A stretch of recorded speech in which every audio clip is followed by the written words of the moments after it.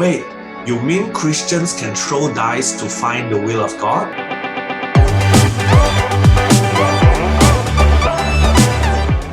What is casting lots?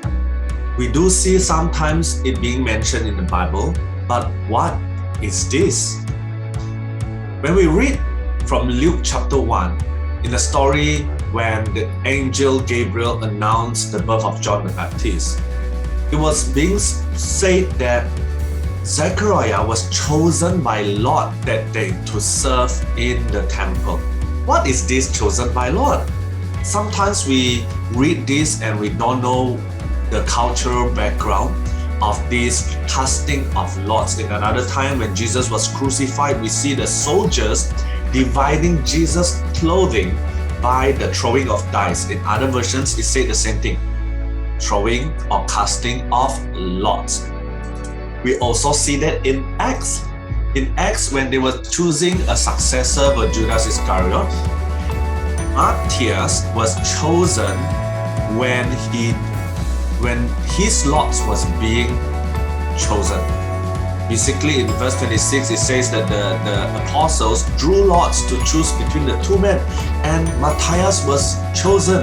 In fact, it seems that God worked through this method of choosing or casting lots. But what is this? What is this casting of lots? In our modern term, it's similar to flipping a coin. When you flip a coin, if its heads is me, its tails is you, or in some Chinese background, Buddhism, they also have casting lots where they put different numbers, different names into a jar, and as they shake it, one of the stick will fall out.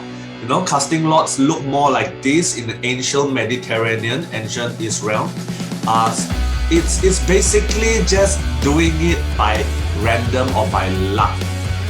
But in the Old Testament, in the book of Proverbs, it says that the lot is cast into the lap, but its every decision is from the Lord. There are some other examples in the Bible where the casting of lots were used. In 1 Chronicles, the choosing of the gatekeepers is done by casting of lots. In Nehemiah chapter 11, who to live in Jerusalem, it is chosen by lots. 1 out of 10 will be staying in Jerusalem. In Esther, the pearl, when Haman was trying to decide a date, casting of lots was done.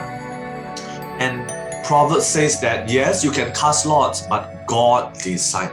So are we saying that God actually decides and shows us His will by the throwing of dice, by the casting of lots? No.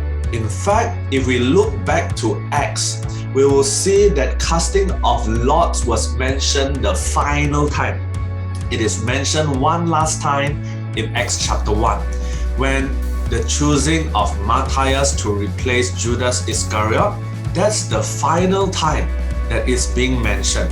Because in Acts chapter 6, when they needed to find or choose the 7 in replacement to the task by the apostles, the choosing of 7 is no longer using the method of casting lots. They chose them, they prayed for them, they laid hands. But why did this method cease to be used in this case? In chapter 1, very sure, they use casting of lots. In chapter 6, they no longer do it. In fact, after this, you will no longer see the casting of lots being mentioned again. So the question is, what caused this difference? What happened in between the story in Acts chapter 1 with chapter 6? What happened in chapter 2, 3, 4, 5 that made this casting of lots obsolete? The biggest incident is what is being recorded in Acts chapter 2. In Acts chapter 2, the day of the Pentecost, the Holy Spirit came upon them. Think about it.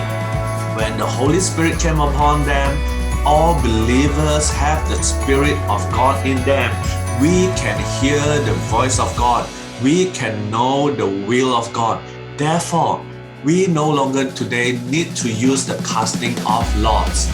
Christians no longer need to use this method today because the Spirit of God lives in all of us and we can hear God's voice. Therefore, the casting of lots is no longer suitable in this generation. Do like the video, share to others, and subscribe for more.